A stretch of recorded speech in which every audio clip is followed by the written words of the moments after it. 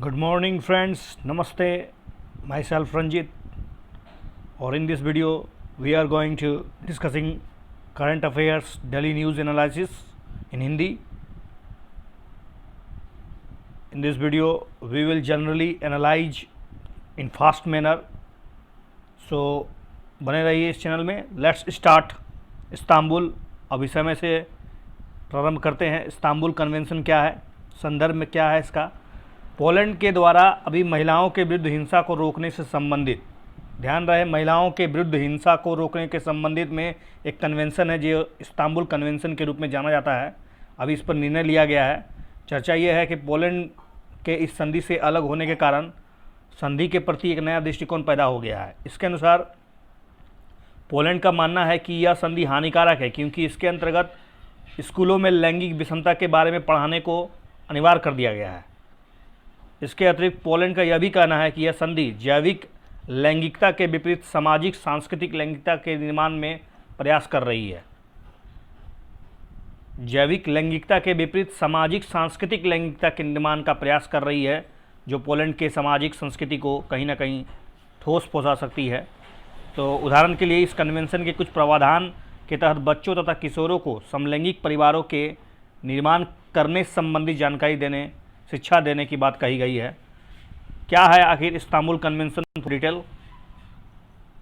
Istanbul convention, जिन्हें हम महिलाओं और घरेलू हिंसा के विरुद्ध हिंसा की रोकथाम तथा उससे निपटने हेतु यूरोपीय समझौता, council of Europe convention on preventing and combating violence against women and domestic violence, जिसे कहा जाता है.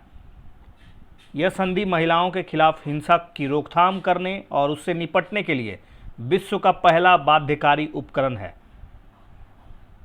इस व्यापक वैधानिक ढांचे में महिलाएं और लड़कियों के खिलाफ हिंसा, घरेलू हिंसा, बलात्कार, यौन उत्पीड़न, महिला जनांग अंगभंग, जिसे फीमेल जेनिटल मल्टीनेशन कहते हैं, FGM, तथा सम्मान आधारित हिंसा, ऑनर बेस्ड वायलेंस और बलात् विवाह को रोकने के लिए कई प्रावधान किए गए हैं.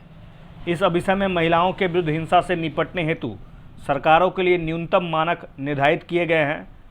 किसी भी देश की सरकार इस अभिसमय के पुष्टि किए जाने के बाद वह इस संधि का पालन करने के लिए कानूनी रूप से बाध्य होते हैं. मार्च 2019 तक इस संधि में 45 देश तथा यूरोपीय संघ द्वारा हस्ताक्षर किए जा चुके हैं. इस अभिसमय को 7 अप्रैल 2011 को यूरोपीय परिषद की कमेटी ऑफ मिनिस्टर द्वारा अपनाया गया था. तो सबसे पहले तो इस्तांबुल कन्वेंशन क्या है. इस्तांबुल कन्वेंशन किस प्रकार एक देश कह सकते हैं कि ग्लोबली रूप से जेंडर पैरिटी में और जो जेंडर डिस्क्रिमिनेशन होता है उसको कम करने और उसको मतलब एक तरह से बैलेंस करने की और एक बहुत बेहतर कदम है. और विश्व के अभी तक केवल 44 देश इसमें अपना रेटिफिकेशन दिए हैं. तो निश्चित रूप से इसमें संख्या बढ़ने की एक मांग होनी चाहिए और पूरे विश्व को महिलाओं के प्रति जो दृष्टिकोण है और विश्व में महिलाओं का जो योगदान है किस प्रकार बढ़े, उनका सुरक्षित जीवन किस प्रकार हो, तो निश्चित रूप से Istanbul convention one of the best convention in the world.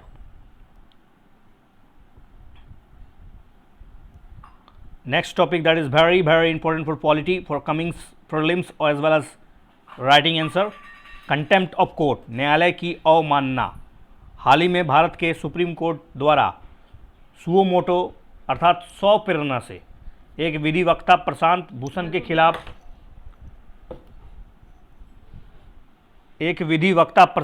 के खिलाफ अवमानना का मामला दर्ज किया गया.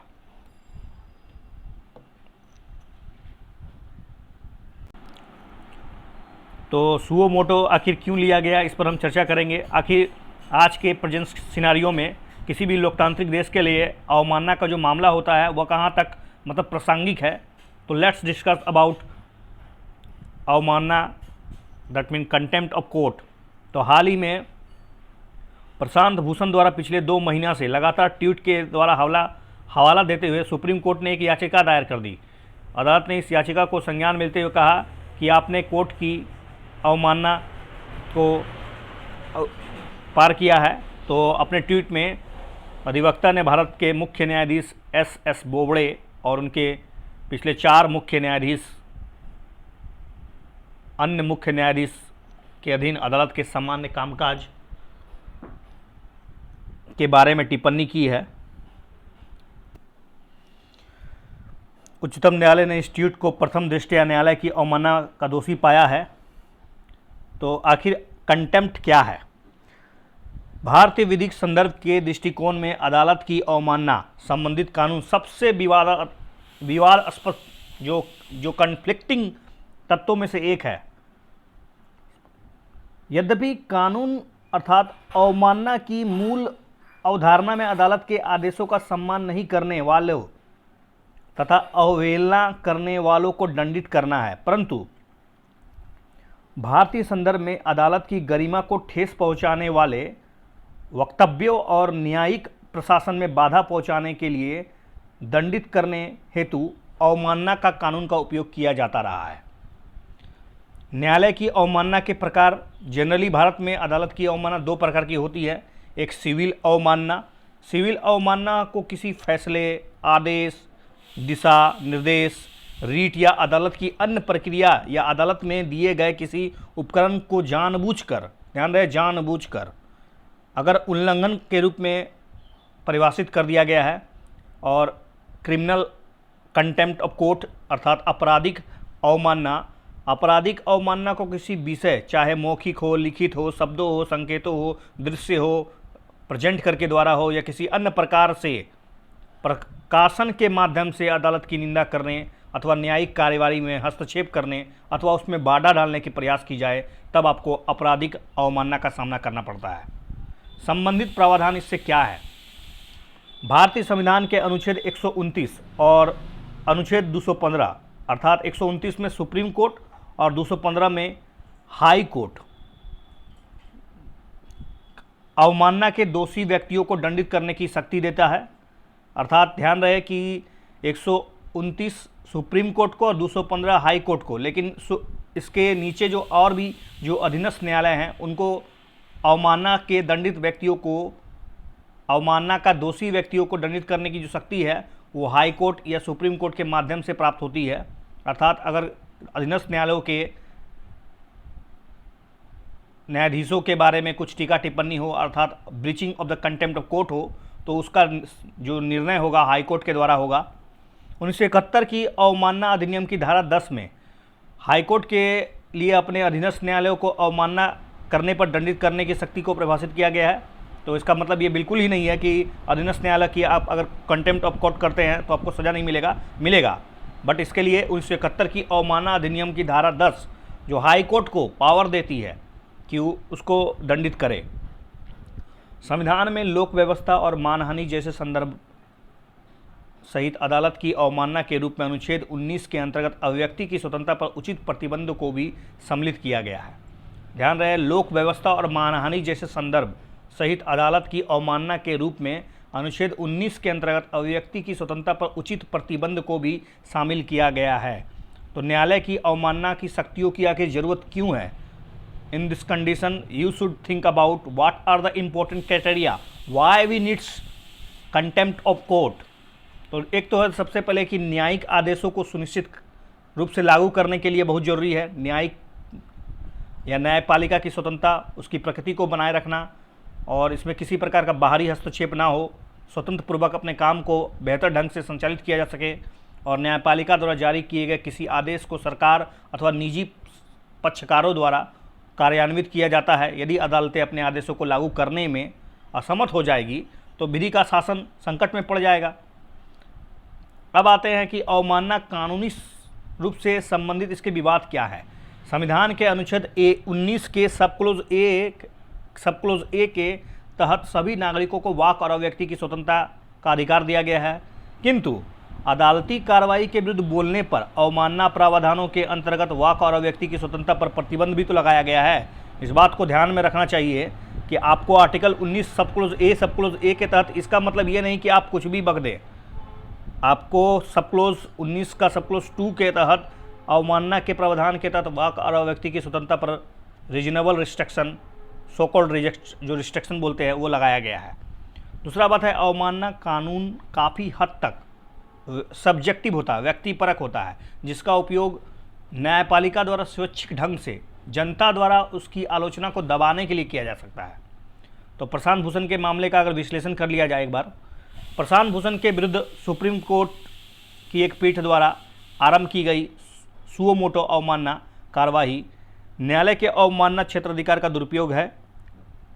इसका उपयोग उचित कारणों के होने के संयम और सावधानी से किया जाना चाहिए, क्योंकि कुछ विधि विशेषज्ञों के अनुसार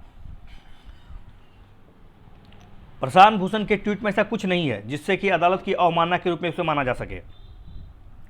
प्रशांत भूषण के ट्वीट्स अनुच्छेद 19 सबक्लोज ए सबक्लोज 1 के तहत प्राप्त अभिव्यक्ति की स्वतंत्रता के मूल अधिकार की सीमा में ही है, जिसके तहत वह भारत के मुख्य न्यायाधीश के एक निजी व्यक्ति के रूप में आचरण पर टिप्पणी तथा आलोचना करने को स्वतंत्र है।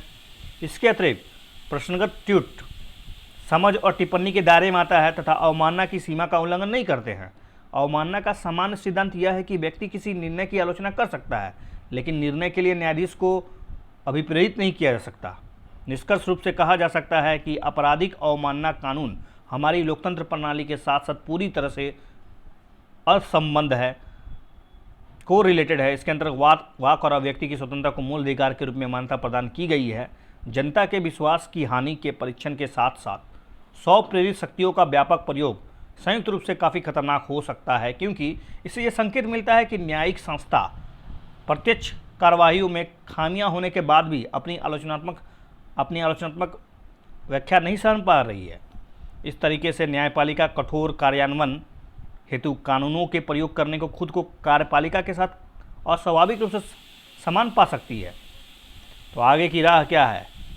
आपराधिक अवमानना पर कानून पर पुनर्विचार करने की बिल्कुल ज़रूरत है।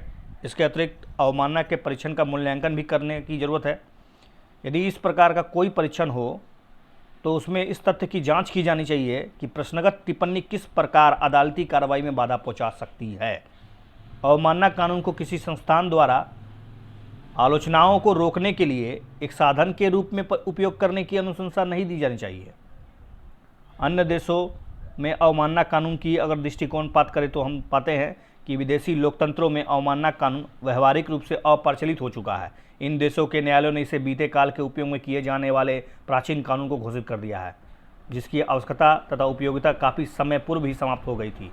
कनाडा में अवमानना परीक्षण को प्रशासन के लिए वास्तविक महत्वपूर्ण और तत्कालिक खतरा माना है। अमेरिकी अदालतें अब न्यायाधीशों या कानूनी मामलों पर टिप्पणी के जवाब में अवमानना कानून का उपयोग नहीं करती है। इंग्लैंड में कानूनी संरचना बहुत अधिक विकसित हो गई है। तो ओवरऑल कनाडा, अमेरिका, इंग्लैंड जैसे विकसित देशों, और जिसका मतलब हम लोग तमगा लेना चाह रहे हैं, हम लोग भी खुद अपने आप को सो कॉल्ड मॉडर्नाइज करना चाहते हैं, और हमारी न्यायपालिका अगर इस छोटे से छोटे विवादों को कानून की अवमानना, कोर्ट का अवमानना बनाकर लोगों को सताने लगे तो निश्चित रूप से ये एक चिंतनीय विषय है। इस पर गहरी सोच की ज़रूरत है, क्योंकि न्यायपालिका खुद लोगों के व्यक्ति की स्वतंत्रता का गारंटी होती है, दूसरे मौलिक अधिकार की सुरक्षा की गारंटी लेती है। और बहुत से ऐसे सुप्रीम कोर्ट के द्वारा लैंडमार्क जजमेंट है जो अभिव्यक्ति की स्वतंत्रता को बढ़ा चढ़ाकर प्रस्तुत करने की कोशिश की गई है, और लोगों को बहुत बढ़ चढ़कर अधिकार दिए गए हैं। चाहे वो श्रेया सिंगल केस हो जिसमें 66A को पूरी तरह से प्रतिबंधित कर दिया गया और लोगों को अभिव्यक्ति की स्वतंत्रता को एक मतलब और भी बल मिला, निजता के अधिकार को और भी प्रासंगिकता, जब और भी मतलब कह सकते हैं कि आप सुप्रीम कोर्ट के द्वारा अगर लगातार इस तरह की कार्रवाई हो रही है तो एक तरफ तो प्रशंसनीय है, दूसरी तरफ इस तरह की जो विवादास्पद मुद्दे हैं उस पर एक तालमेल की ज़रूरत है। नेक्स्ट टॉपिक, राजस्थान में जो राजनीतिक संकट चल रहा है और राज्यपाल की शक्तियों पर काफ़ी चर्चा हो रहा है। तो राजस्थान में राजनीतिक उठापटक के बीच राज्यपाल की शक्तियाँ और राज्यपाल के विधानमंडल मामलों में उनकी भूमिका काफ़ी सेंट्रलाइज हो चुकी है, काफ़ी केंद्र में आ गई है, चर्चा का केंद्र बन चुका है। राजस्थान के मुख्यमंत्री अशोक गहलोत का समर्थन करने वाले कांग्रेसी विधायकों ने राज्यपाल पर दबाव के अंदर कार्य करने का आरोप लगाया है। उनका कहना है कि राज्यपाल जो है वो दबाव में काम कर रहे हैं। विधानसभा सत्र बुलाने के लिए राज्यपाल क्या मुख्यमंत्री के नेतृत्व वाली मंत्रिपरिषद की सलाह ठुकरा सकते हैं? क्या उनके लिए वो बाध्य है? राज्यपाल किस सीमा तक अपने विवेकाधिकार का प्रयोग कर सकती हैं? क्या है इसमें संवैधानिक मामले? चलिए डिस्कस करते हैं। सबसे पहले इसमें कॉन्स्टिट्यूशनल विचार क्या है।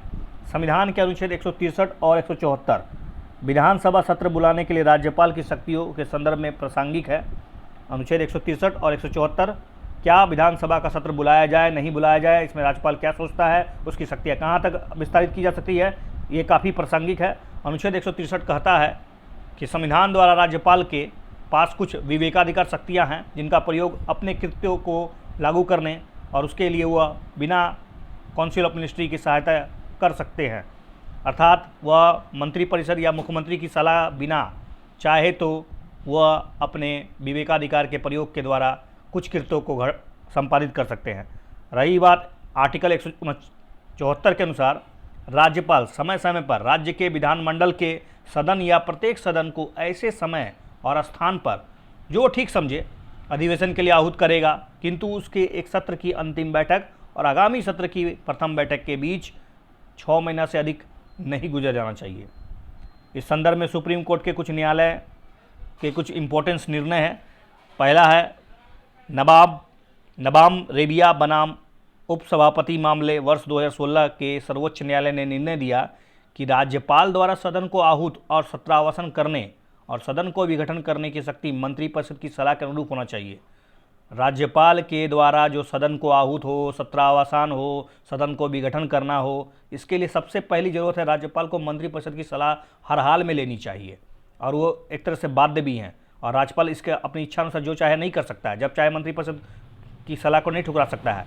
उसको सदन को बुलाना हो, आहूत करना हो, सत्रावसान करना हो, इसके लिए हर हाल में मंत्रिपरिषद का सलाह लेना चाहिए, ताकि एक संघात्मक व्यवस्था में एक खूबी और एक मजबूती आए, उसमें चार चांद लगे, ना कि ऐसा महसूस हो कि राज्यपाल जो है सेंट्रलाइज प्रेशर पे काम कर रहा है और हमारे देश की जो एक संघात्मक व्यवस्था है वो ज़्यादा एकात्मक की ओर झुक रही है।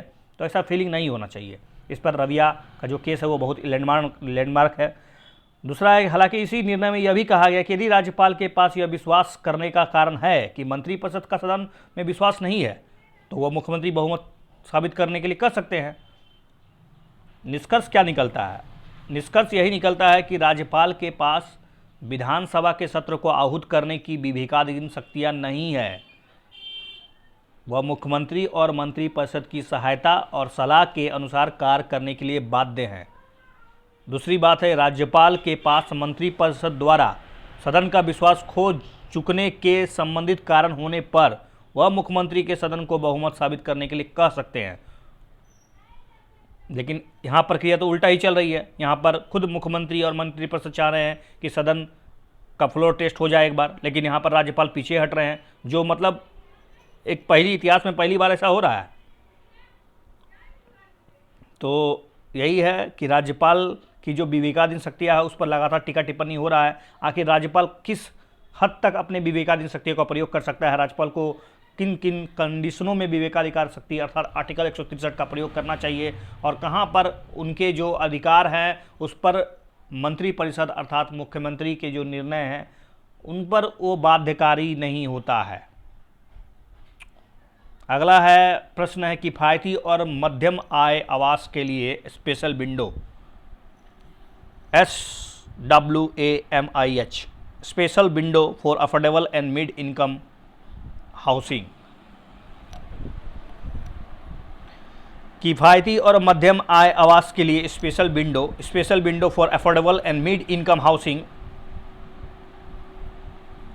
निधि के अंतर्गत अब तक 81 परियोजनाओं को मंजूरी दी गई है।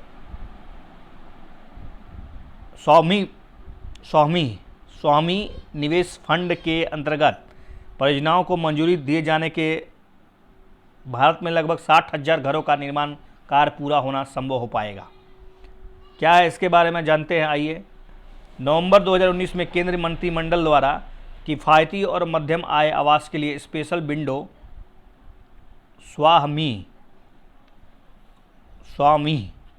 स्थापित करने को मंजूरी प्रदान की गई थी। स्वामी निवेश कोष का गठन पंजीकृत किफ़ायती और मध्यम आय वर्ग की आवासीय परियोजनाओं को पूरा करने के लिए किया गया था और यह परियोजना धन के अभाव में अभी रुकी हुई थी। इस फंड को सेबी के अंतर्गत पंजीकृत कैटेगरी 2AIF अर्थात अल्टरनेटिव इन्वेस्टमेंट फंड वैकल्पिक निवेश कोष ऋण के रूप में परिभाषित किया गया था, स्थापित किया गया था। इस फंड का निवेश का जो प्रबंधक है वो SBI कैप वेंचर्स हैं, जो SBI कैपिटल मार्केट्स की पूर्ण स्वामित्व वाली सहायक कंपनी है। भारत सरकार की ओर से इस कोष के प्रायोजक जो है वो वित्त मंत्रालय के आर्थिक मामलों के विभाग सचिव होते हैं। फंड का जो निवेश मंडल है इसके बारे में विशेष विंडो के अंतर्गत गठित किए गए कोष, उपलब्ध कराए गए वैकल्पिक निवेश कोष सरकार और अन्य निजी निवेशक से निवेश आकर्षित करेंगे। इसमें वित्त संस्थाएं, सॉवरेन वेल्थ फंड, सार्वजनिक और निजी क्षेत्र के बैंक, घरेलू पेंशन और भविष्य निधि, वैश्विक पेंशन कोष और अन्य संस्थागत निवेशक भी शामिल हो सकते हैं।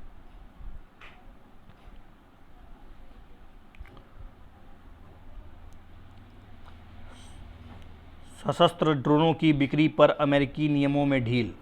US relaxes rules on sales on arm drones. हाल ही में अमेरिका प्रशासन द्वारा विशिष्ट प्रकार की मानव रहित हवाई प्रणाली, जिन्हें हम लोग आमतौर पर ड्रोन के रूप में जानते हैं, पर निर्यात प्रतिबंधों में ढील प्रदान कर दी गई है। इससे अमेरिकी रक्षा ठेकेदारों को विदेशों में अपने उपकरणों के अधिक से अधिक बिक्री करने का एक मौका मिल जाएगा।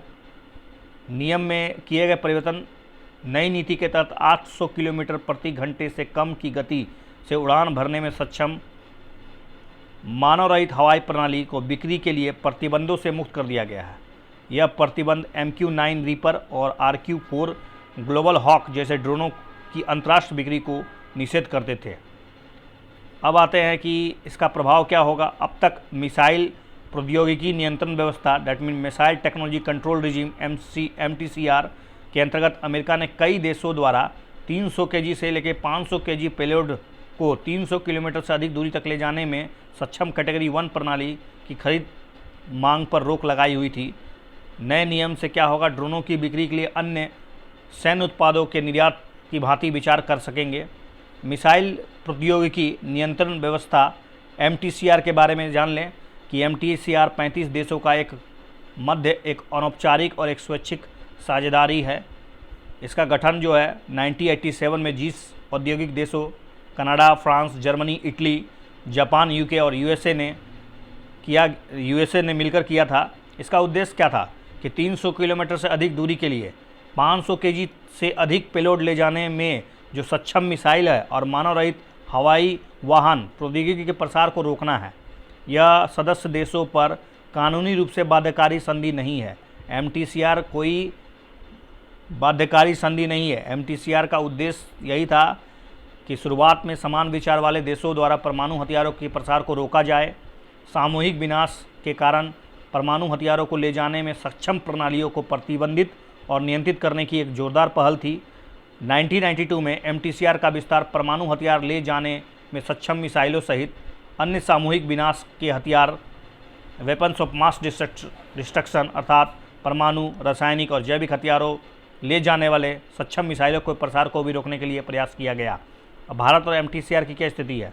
भारत को 26 जून 2016 को MTCR के 35वें पूर्ण सदस्य के रूप में मान्यता मिल गई है। हालांकि चीन MTCR का सदस्य नहीं है। हालांकि चीन द्वारा मौखिक रूप से MTCR के मूल दिशा निर्देशों का पालन करने का वचन दिया गया है। तो एक तरफ भारत MTCR का सदस्य है, दूसरी तरफ चीन नहीं है। दूसरी तरफ चीन एनर्जी का मेंबर है, भारत नहीं है। तो निश्चित रूप से MTCR जो है भारत को एनर्जी के लिए रास्ता का मतलब एक बहुत बड़ा कह सकते हैं हथियार हो सकता है और एक मंच पर लाने के लिए भारत चाहे तो इसका यूज़ कर सकता है। अगला है वैश्विक वन संसाधन का हम मूल्यांकन करेंगे, FRA, that mean global forest resources assessment. हाल ही में संयुक्त राष्ट्र के खाद्य और कृषि संगठन that mean food and agriculture organisation FAO द्वारा वैश्विक वन संसाधन मूल्यांकन global forest resources assessment FRA report 2020 जारी किया गया। क्या है आखिर वैश्विक वन संसाधन मूल्यांकन। FAO वर्ष 1990 के बाद से प्रत्येक 5 वर्ष में एक व्यापक आकलन करता है। हर 5 साल में FRA आता है। इस रिपोर्ट में सभी सदस्य देशों के वनों का स्तर, उनकी स्थितियां, उनका प्रबंधन का आकलन किया जाता है। FRA 2020 के कुछ 2010 से 2020 के दौरान वन क्षेत्रों के सर्वाधिक औसत वार्षिक शुद्ध लाभ जो एवरेज एनुअल नेट गेन होता है उसके दर्ज करने वाले शीर्ष देश जो हैं कहाँ हैं तो चीन, ऑस्ट्रेलिया, भारत, चिली, वियतनाम, तुर्की, USA, फ्रांस, इटली और रोमानिया हैं। FRA 2020 के कुछ महत्वपूर्ण निष्कर्ष जिसको आप अपने आंसर शीट में कोट कर सकते हैं। 2010 से 2020 की अवधि के दौरान एशियाई महाद्वीप में वन क्षेत्र में सर्वाधिक शुद्ध वृद्धि दर्ज की गई। याद रखिए 2010 से 2020 के दरमियान एशिया महाद्वीप के वन क्षेत्र में सर्वाधिक शुद्ध वृद्धि दर्ज की गई है। एशिया महाद्वीप में पिछले एक दशक के दौरान वनों के प्रति वर्ष 1.17 मिलियन हेक्टेयर की शुद्ध वृद्धि दर्ज की गई है। दक्षिण एशिया उप क्षेत्र में वर्ष 1990 से 2020 के दौरान शुद्ध वन हानि दर्ज की गई है। लेकिन ध्यान रहे, दक्षिण एशिया के उप जो क्षेत्र है उसमें 1990 से 2020 के दौरान शुद्ध वन जो है उसमें कमी आई है। भारत से संबंधित कुछ निष्कर्ष पर विचार करना बहुत ही जरूरी है। वैश्विक वन संपदा और संसाधन मूल्यांकन के एक दशक के दौरान भारत ने औसतन प्रत्येक वर्ष 0.38% वन लाभ की वृद्धि दर्ज की है। रिपोर्ट में एशियाई महाद्वीप के अंतर्गत सामुदायिक प्रबंधित वन क्षेत्रों में उल्लेखनीय वृद्धि के लिए सरकारों के संयुक्त वन प्रबंधन कार्यक्रम को श्रेय दिया जा रहा है। भारत में स्थानीय आदिवासी और देशज समुदायों द्वारा प्रबंधित वन क्षेत्र में वर्ष 1990 से शून्य से बढ़कर 2015 में लगभग 25 मिलियन हेक्टेयर हो गया है। हालांकि आकलन के अनुसार प्राकृतिक रूप से पुनर्जीवित वन दर नेचुरली रीजनरेटिंग फॉरेस्ट रेट निराशाजनक है। 2010 से 20 के दौरान प्राकृतिक रूप से पुनर्जीवित वन में वृद्धि दर केवल और केवल 0.38% थी। भारत द्वारा विश्व की वानिकी क्षेत्र में अधिकतम रोजगार उत्पन्न किए गए हैं।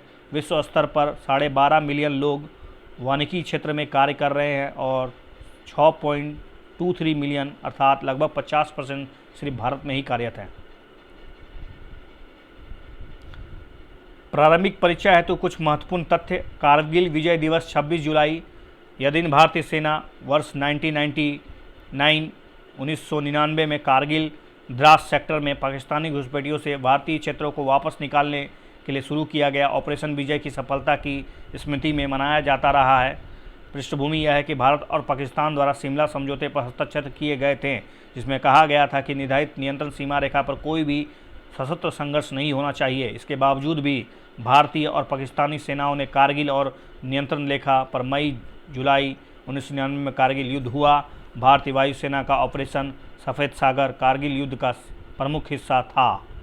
नाग नदी की चर्चा में है। नाग नदी महाराष्ट्र के नागपुर शहर से होकर बहने वाली नदी है। इसके नाम पर शहर का नाम नागपुर पड़ा था। नाग नदी का उद्गम वाड़ी के पास लावा पहाड़ी से होता है और कन्नाल पेंच नदी तंत्र का यह भाग है।